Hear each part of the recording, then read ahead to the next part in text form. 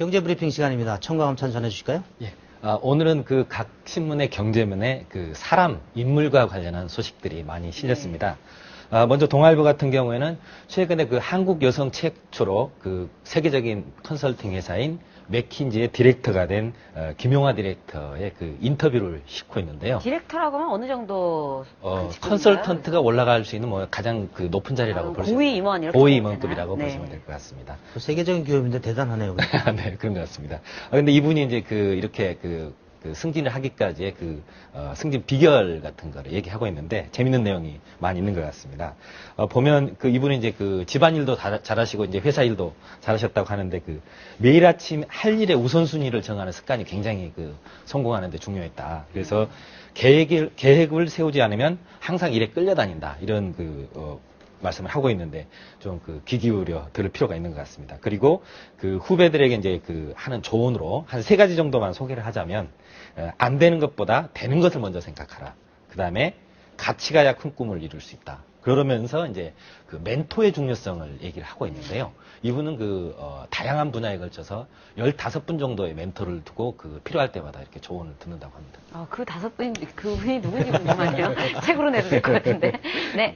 네, 그렇습니다. 네. 그리고, 조선일보 같은 경우에는, 다른 신문에도 실렸습니다만은, 오비맥주가 신임 사장으로 장인수 부사장을 승진 발령했는데요. 네.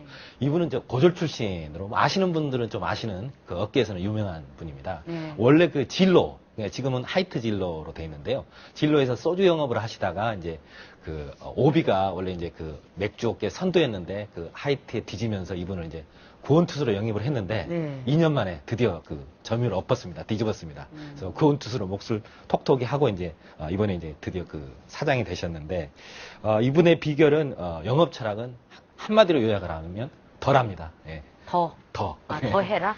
그러니까 1등이 되려면 남보다 더 해야 된다. 그래서 이분은 신입사원 때 워낙 많이 돌아다니셔서 하루에 200km 정도를 이렇게 차로 운전을 이동하면서 네, 부지런하시군요. 지금도 네. 연간 한 7만 킬로 정도 운전을 하고 다니고 그다음에 KTX나 비행거리까지 합하면 연 한 20만 킬로 정도를 이동을 하신다고 합니다. 이분 인터뷰를 읽다 보니까 재밌는 게 영어를 못 쓰게 한다면서요. 이분 영어를 잘 못 하시는 네, 아니 그래서 회식 같은 데서 꼭 1분씩 건배사를 하게 하는데 영어가 들어가 있으면 벌주를 마시게 맞습니다. 한다. 네. 그래서 영어가 무슨 소용이 있는데 그게 나름 철학이라면서요. 네, 그렇습니다. 그만큼 현장 위주로 가라. 그렇습니다. 상대하는 사람들의 건배사분들이 눈높이. 영어를 잘 못 쓰시는데 네.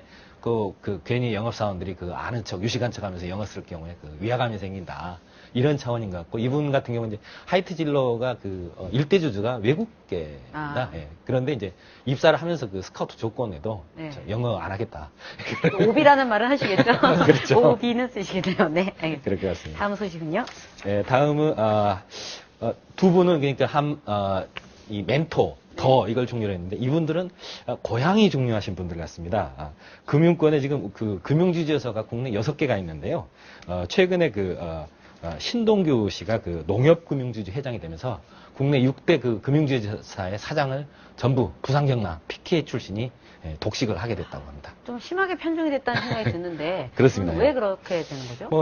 한국일보 실린 해설 기사를 보면 이제 금융계에서 가장 실세로 꼽히는 분 중에 한 분이 산흥금융지주 회장인 강만수 회장이 꼽히는데요. 네. 강만수 회장의 영향력이 작용을 하면서 그런 거 아닌가. 그리고 이제 6대 금융지주회사뿐만 아니고 현재 금융권의 제실세인 금융위원장인 김속동 위원장도 부산 경남 출신이고 은행연합회장도 부산 경남 출신입니다. 또 왜 그런 겁니까?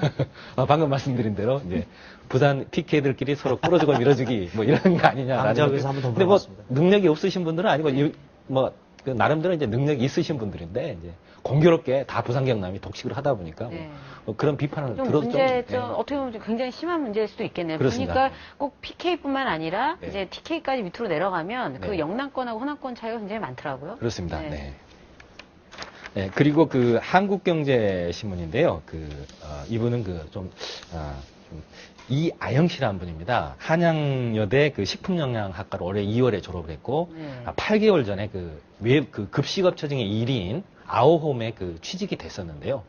8개월째 지금 대기발령 받고 있다고 합니다. 그게 이제 왜 그러냐면 정부가 그 대기업 계열의 그 공공기관 급식 사업을 진입을 금지시키고 또 일부 이제 그 사업을 하고 있는 데는 계약 기간이 끝나면 못하게 하면서 지금 그 이 아오홈에서 이렇게 직원들을 뽑아놓고 영양사들을 뽑아놓고 발령을 못 하고 있는데 이분 같은 경우에는 그 아버지가 사업을 하시다가 공장이 불에 타는 바람에 이제 사업이 그 망하시고 어머니가 생계를 꾸려왔었는데 어머니마저 이제 개인 파산을 해서 굉장히 이렇게 집안이 이제 불우해서 본인이 이렇게 취업을 해가지고 가족들 건강보험 같은 거 해주고 싶었는데 참 눈물겨운 그런 얘기. 아유, 좀 안타까운 소식이네요. 네.